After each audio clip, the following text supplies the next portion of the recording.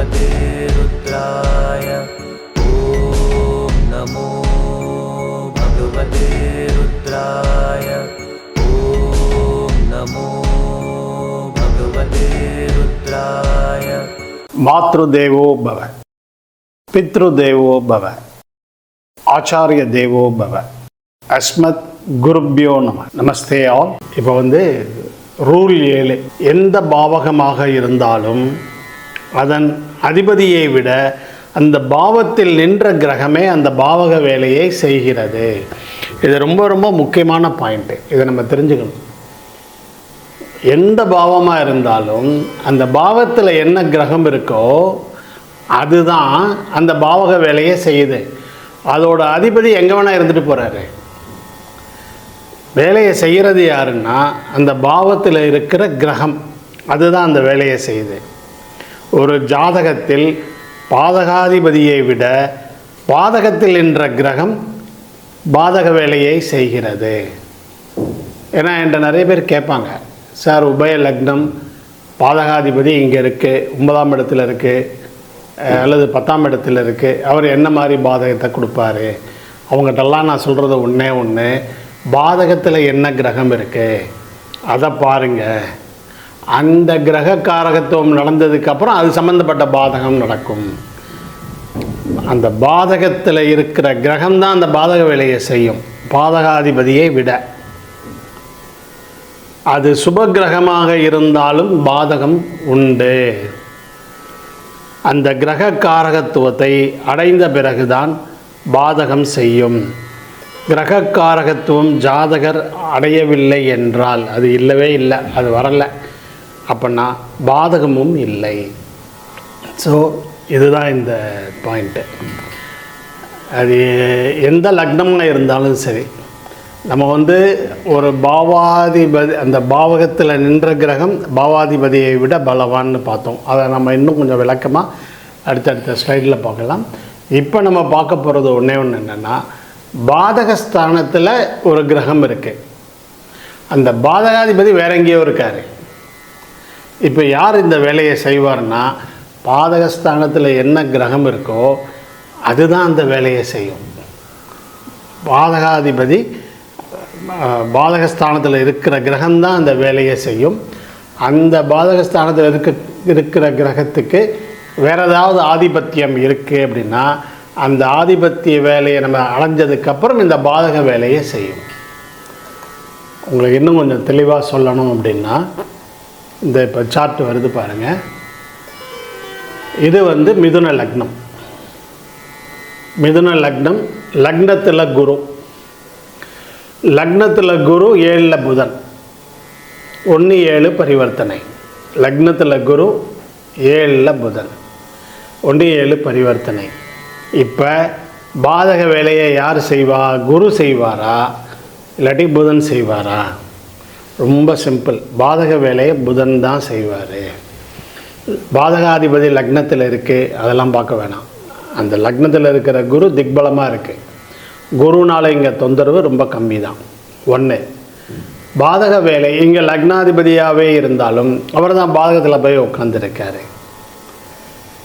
அதனால் அந்த பாதக வேலையை யார் செய்வார்னா புதன் தான் செய்வார். பாதகஸ்தானத்தில் இருக்கிற கிரகம்தான் பாதக வேலையை செய்யும். இந்த புதனுக்கு 4ஆம் அதிபதி அப்படிங்கிற ஒரு டைட்டிலும் இருக்குது. ஸோ 4ஆம் பாவம், 4ஆம் பாவாதிபதி புதன் தான். 4ஆம் பாவம்னா வீடு, வாகனம், அந்த 4ஆம் இடம் சம்பந்தப்பட்ட எல்லா விஷயங்களும், தாயார், இதெல்லாமே. இந்த 4ஆம் பாவங்கிறது வீடு. இந்த 7ஆம் இடத்துல இருக்கிற புதன் தொந்தரவு பண்ணுவாரா அப்படின்னா, இவங்க வீடு வாங்கினதுக்கப்புறம் தொந்தரவு பண்ணுவார். எப்படி தொந்தரவு பண்ணுவார்? 4ஆம் இடம்ங்கிறது வீடு, 4ஆம் இடம்ங்கிறது தாயார். ஸோ வீடு வாங்கினதுக்கப்புறம் இவங்களுக்கு தொந்தரவு வரும். தாயார் மூலமாக ஏதாவது தொந்தரவு வரும், இல்லை தாயாருக்கே உடலுக்கு ஏதாவது சில டிஸ்டர்பன்ஸ் வரும். இதுதான் பாதகஸ்தானத்தில் இருக்கிற கிரகம் தொந்தரவு பண்ணும். எப்போ பண்ணும்? தன்னுடைய அது சம்பந்தப்பட்ட வேலையை செஞ்சதுக்கப்புறம். அந்த புதன் 9ஆம் அதிபதியோடையும் சேர்ந்திருக்கு. ஸோ 9ஆம் அதிபதிக்கும் சின்ன சின்ன சின்ன சின்ன டிஸ்டர்பன்ஸை கொடுப்பாரு. அந்த 9ஆம் அதாவது பாதகத்தில் இருக்கிற புதனும் பாதகத்தை செய்யும், சனியும் பாதகத்தை செய்யும். ஆனால் இதில் ஒன்று பரிவர்த்தனையில் இருக்கிறதுனால கொஞ்சம் ரொம்ப கம்மி. குரு இங்கே பாதக வேலையை செய்வார்னா செய்ய மாட்டார். பரிவர்த்தனை ஆனதுக்கப்புறம் ஒரு 7ஆம் இடத்துக்கு வருவார். ஜாதகத்தில் இருக்கிறது 7ஆம் இடத்துல இருக்கிறது புதன் தான். இந்த புதன் தான் பாதகத்தை செய்யும். அந்த புதன் சம்பந்தப்பட்ட வேலையை நடந்ததுக்கப்புறம் பாதகம் செய்யும். அந்த புதன் சம்பந்தப்பட்ட 4ஆம் இடம் சம்பந்தப்பட்ட எந்த ஒரு வேலையும் நடக்கவில்லைன்னா இந்த பாதகமும் இல்லை. ஓகே, இதுதான் இதில் பாயிண்ட்டு. ஏன்னா நிறைய பேர் கேட்பாங்க, விருச்சிக லக்னம், சந்திரன் இங்கே இருக்குது, அவர் பாதகாதிபதி, அவர் தொந்தரவு பண்ணுவாரா அப்படின்னா 9ஆம் இடத்துல என்ன கிரகம் இருக்கோ அதுதான் பிரைமரி டிஸ்டர்பன்ஸ், அது மூலமாக தான் வரும். சந்திரன்லாம் அப்புறம்தான். சந்திரன் எங்கே இருக்கோ அந்த இடத்துக்கு தகுந்த மாதிரி தொந்தரவு கொடுப்பார், அதெல்லாம் அடுத்தது தான்.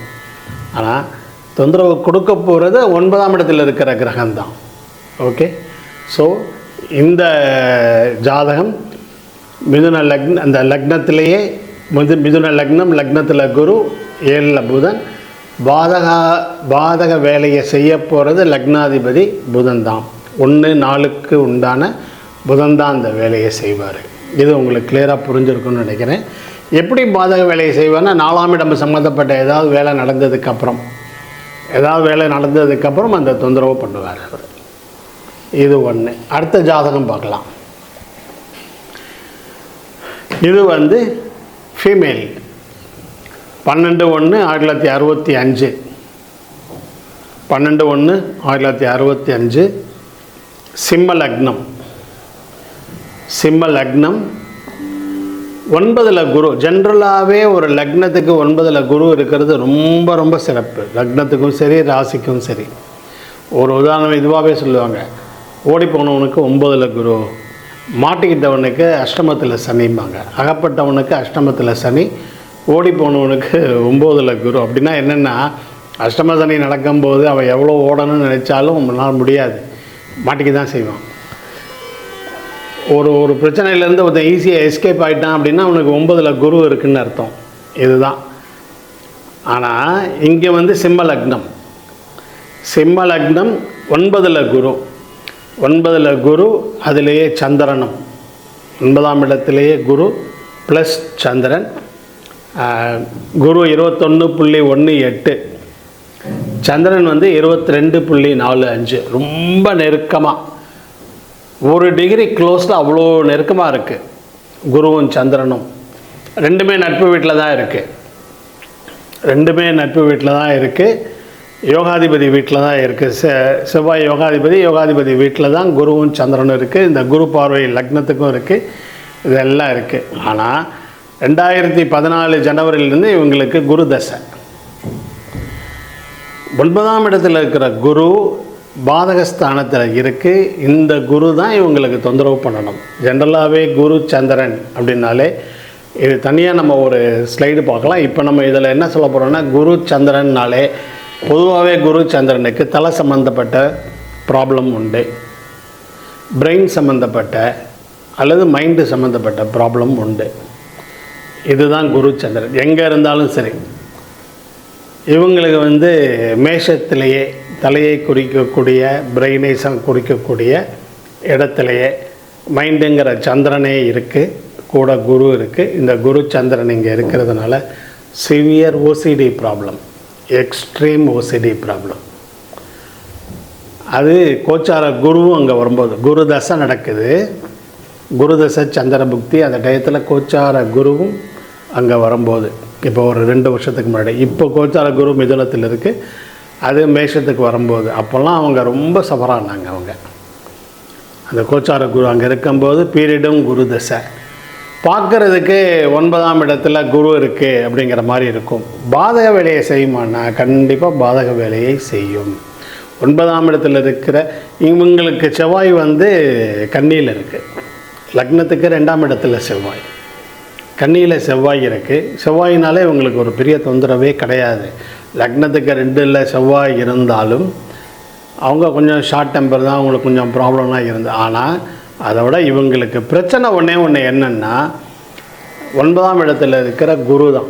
அது வரைக்கும் ரொம்ப ஸ்ட்ராங்காக ஹாப்பியாக சூப்பராக இருந்தவங்க குரு தசையிலேருந்து கொஞ்சம் ப்ராப்ளம் ஃபேஸ் பண்ணுறாங்க. பர்டிகுலராக 2014 ஜனவரியிலேருந்து அப்பப்போ பீரியடு கொஞ்சம் ஃப்ளக்சுவேட் ஆகிட்டே இருந்தது. ஒரு பீரியடில் அது கொஞ்சம் ரொம்ப சிவியராகவே இருந்தது. இது த்ரோட் இந்த குரு தசை ஃபுல்லாக இருக்குமான்னா ஃபுல்லாக இருக்காது. இந்த குரு சந்திரன்லாம் முடிஞ்சதுக்கப்புறமே கொஞ்சம் அவங்க ரொம்ப ரொம்ப ரெக்கவர் ஆகிடுவாங்க. நெக்ஸ்ட்டு குரு செவ்வாய் குரு ராகுலாம் கொஞ்சம் ரொம்ப கம்ஃபர்டபுளான பீரியடு தான். ஓகே. ஸோ பாதகத்தில் இருக்கக்கூடிய சுபகிரகமாகவே இருந்தாலும் கண்டிப்பாக தொந்தரவு பண்ணும். இது ஒரு ஜாதகம். இன்னொரு ஜாதகம் பார்க்கலாம். இது 3வது சார்ட். இந்த சார்ட் பாருங்கள். இவர் 1990 பிறந்திருக்காரு. 28/10/1990 காலையில் 7:37. விருச்சிக லக்னம். இவர் விருச்சிக லக்னம். 9ஆம் இடத்துல குரு கேது. 9ஆம் இடத்துல குரு கேது. 9ஆம் அதிபதி சந்திரன் மகரத்தில். சந்திரன் ராகு. சனி தனுசில். சனி ராகு சந்திரன்.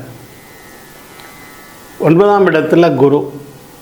இவருக்கு 2015 ஜனவரியிலிருந்து குரு தசை. குரு தசை ஆரம்பித்ததுலேருந்தே அவருக்கு கொஞ்சம் ரொம்ப ஸ்ட்ரகிள் பண்ண ஆரம்பிச்சிட்டாரு பாதகஸ்தானத்தில். இப்போ நான் சொல்கிறது எல்லாமே பாதகஸ்தானத்தில் இருக்கக்கூடிய ஒரு சுபகிரகத்தை பற்றி சொல்லிகிட்ருக்கேன். காரணம் என்ன அப்படின்னா, பாதகத்தில் இருக்கக்கூடிய ஒரு சுபகிரகம், ஒரு கிரகம் அது சுபகிரகமாகவே இருந்தாலும் தொந்தரவு பண்ணும் அப்படிங்கிறதுக்கு தான் நான் வெறும் குருவாக உங்களுக்கு சொல்லிகிட்ருக்கேன். இவருக்கும் அப்படி தான் 2015 ஜனவரியிலிருந்து குரு ஆரம்பித்தது. அந்த பீரியட்லேருந்து இவருக்கும் சிவியர் மைண்ட் ரிலேட்டட் ஸ்ட்ரெஸ்ஸு தான். இவருக்குமே குருவும் சந்திரனும் கிட்டத்தட்ட ஒரே டிகிரி தான் குருவும் சந்திரனும்.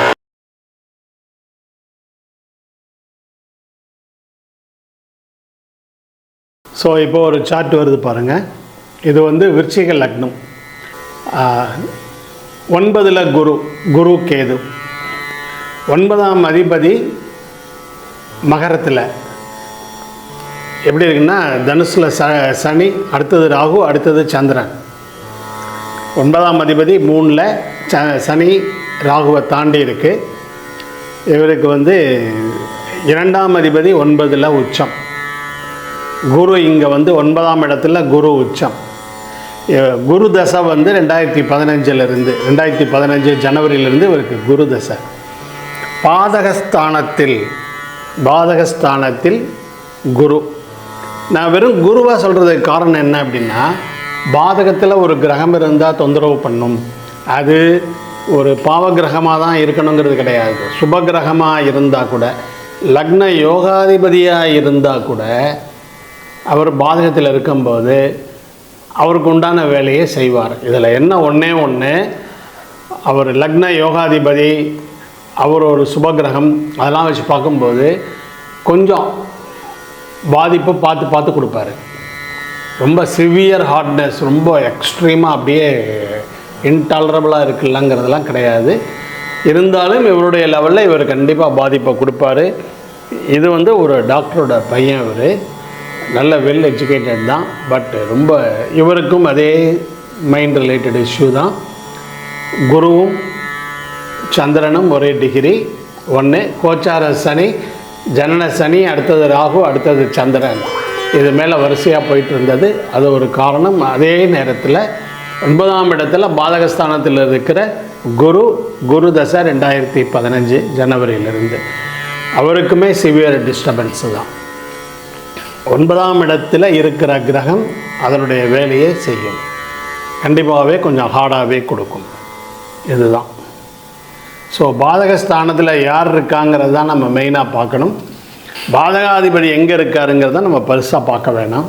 ஏன்னா அந்த பாதகஸ்தானத்தில் யாருக்கு அந்த ஜாப் அசைன் பண்ணியிருக்கோ அவங்க தான் செய்வாங்க. அந்த இடத்துல இருக்கிறது அந்த சுபகிரகமோ அசுபகிரகமோ யாரோ ஒன்று. என்ன ஒன்று சுபகிரகமாக இருந்தால் கொஞ்சம் பார்த்து பக்குவமாக ஹார்ட்னஸ் கொடுப்பாரு. பாவகிரகமாக இருந்தால் கண்ணை மூடிட்டு டமால் அடிச்சிடுவார் அவர். இது ஒன்று வேணால் நீங்கள் சொல்லலாம். சுபகிரகம் கண்டிப்பாக பிரச்சனைகளை கொடுக்கும். பாதகஸ்தானத்தில் இருக்கும்போது லக்ன யோகாதிபதியாகவே இருந்தாலும் அவரால் தொந்தரவு உண்டு. இந்த ஜாதகத்தில் இந்த உச்ச குரு லக்னத்தை பார்க்குது, சந்திரனை பார்க்குது. இந்த மாதிரி நம்ம எல்லாமே சொல்லலாம். இருந்தாலும் அந்த குருனால் 2015 ஜனவரியிலிருந்து அவங்களுக்கு கொஞ்சம் பாதகம்தான் ஜாஸ்தி. ஓகே, இதுதான். இது மாதிரி இன்னும் நம்ம நிறையா ஜாதகம் சொல்லலாம். நான் வெறும் பாதகஸ்தானத்துக்கு இருக்கிற ஒரு 2-3 ஜாதகங்களை மாத்திரம் சொல்லியிருக்கேன். இன்னும் என்கிட்ட நிறையாவே உதாரணம் இருக்குது. இதில் இன்னொன்று உதாரணம் சொல்ல வீடியோ ரொம்ப எக்ஸ்டெண்ட் ஆகிட்டு போயிட்டே இருக்குது.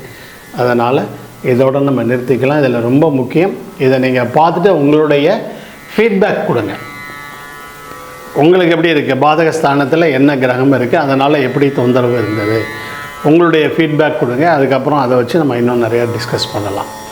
நன்றி, வணக்கம். ஓம் நமோ பகவதே ருத்ராய.